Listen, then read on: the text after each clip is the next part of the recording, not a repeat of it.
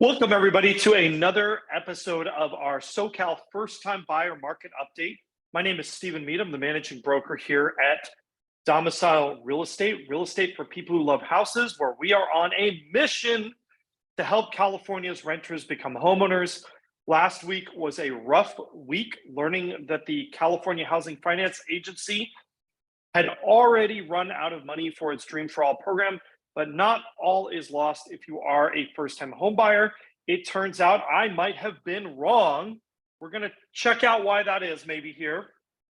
We're seeing some of our indicators move in a little bit of a surprising direction, and we're going to talk about that. Let's jump right into it. I want to get into giving you the market stats that you deserve and that you need. So let's go ahead and get started here. First off, let's talk about price.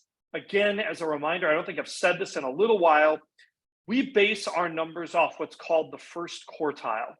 And the first quartile is basically if the median is halfway between the cheapest and the most expensive property, the first quartile is halfway between the cheapest and the median. And we do that to sort of approximate an entry level into the market.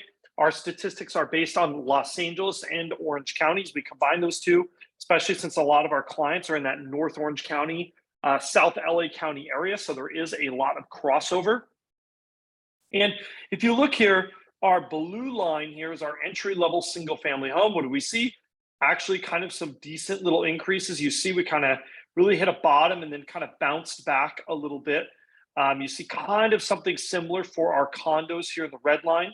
By the way, our entry level single family home is a 3-bedroom, 2-bathroom house, and our entry level condo is a 2-bedroom, 2-bath condo. We picked those to be sort of representative of what a lot of our buyers are interested in. So you can see the prices are a little flat, but again, bouncing off kind of this bottom trough really that you see here was kind of towards the beginning of the year. And again, as always, remember that these are delayed by 4 to 6 weeks. I actually think things might be a little higher than that right now. So if we take a look at our monthly payment, I think this one's particularly interesting. Again, we base this on 5% down, including mortgage insurance, taxes, HOA fee in the case of our entry-level condo. We really want to give people a complete and accurate look at approximate payments for entry-level buyers. You can see we're here at $5,711 for our entry-level single-family home and $4,251 for our entry-level condo. Now, one thing I'm going to say really quick, I'm going to go off share because this is important. We had a recent meeting with a client of ours who's considering buying a house. And one of the things that really she wasn't aware of was just how much, especially if you have a higher income household, really how much of that payment may be tax deductible, and you might actually be able to bring home more out of your take-home paycheck. Obviously, everybody's situation is unique. You will want to talk to your tax professional on that. Today is tax day, so it's kind of on everybody's mind anyway, but you may find that these payments are not equivalent to rent. So for example, buying a 2-bedroom, 2-bath condo at $4,251 might be equivalent to paying $3,500 a month in rent, just as an example. Now, what are the minimum incomes needed in a household to afford these items? We are below $140,000 here for our entry-level single-family home and right about $104,000 for our entry-level condo. This assumes no other debts in your household, but I think this is a pretty good approximation to let you know. And again, this is household income, not single-person income. So that means in a 2-person or a 2-income earner household, this could be, for example, $52,000 for each person or $71,000 for each person. Now, if we get to our 14-day absorption rate, this is where things honestly have turned just a little bit, right? We had the beginning of the year and we really just bounced up into this 100% zone. And honestly, we've actually seen a little bit of drifting, and I'm going to call this a little bit of a trend. And this week, we're at 88%, signified by the red line, which is our entry-level condo, and 84, which is our entry-level single-family home.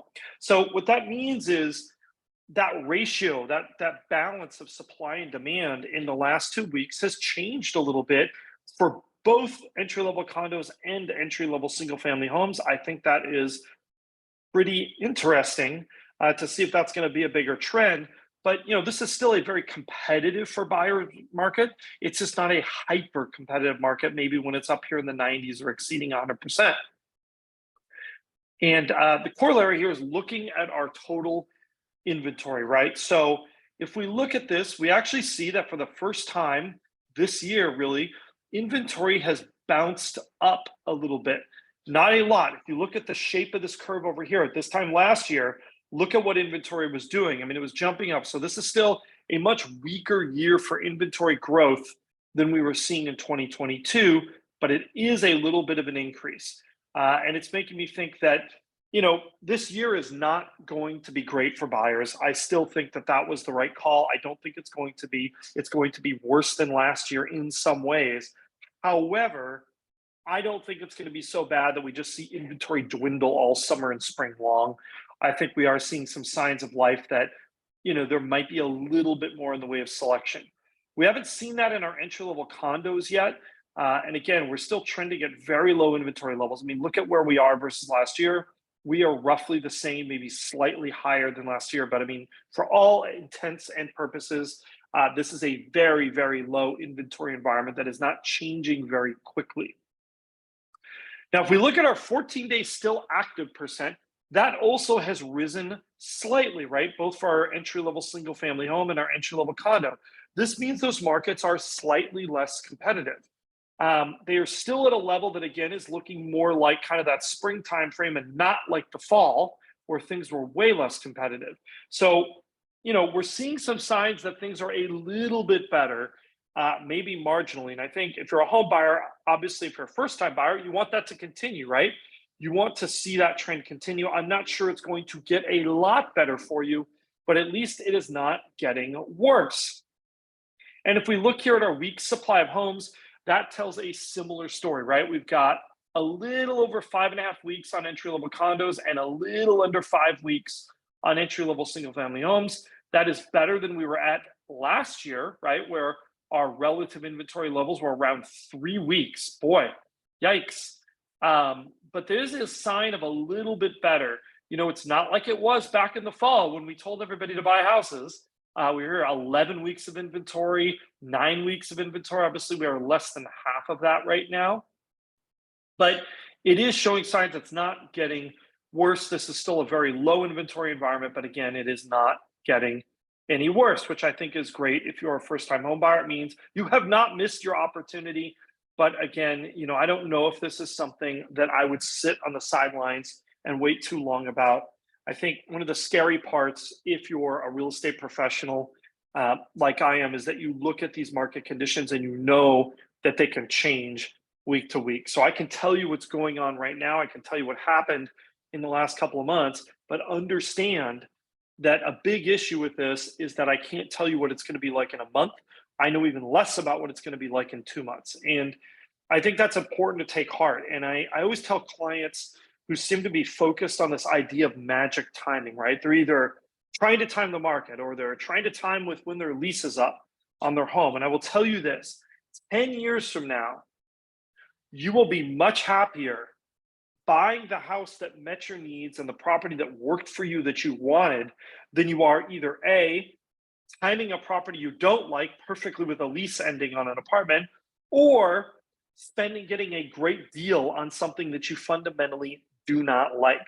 I think you're much better off really not trying to time it and instead focusing on what's going to meet your needs. I promise 10 years from now, you will care a lot less about those other things and a lot more about did you buy the right property for you or not. Anyhow, thank you so much for watching. We are looking to launch kind of a new video series we're working on. I'm excited about it. We are going to have a co-host, so you will not have to listen to me talking the whole time. And this is a co-host. She and I actually have known each other a while now.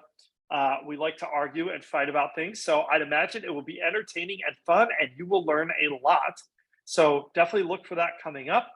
To be on here, we might do a couple of those live, but I think we're probably going to do those produced a little bit more. And don't forget to like, subscribe, hit that notification bell. If you are a first-time home buyer, we are working on another webinar. It is our Home Buyer Hacks webinar, all our fun little tips and tricks. We're going to make an announcement about that soon and have a place for you to sign up for that.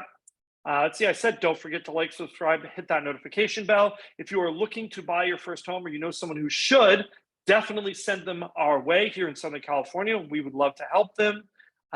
Thanks so much for watching. We'll see you again real soon.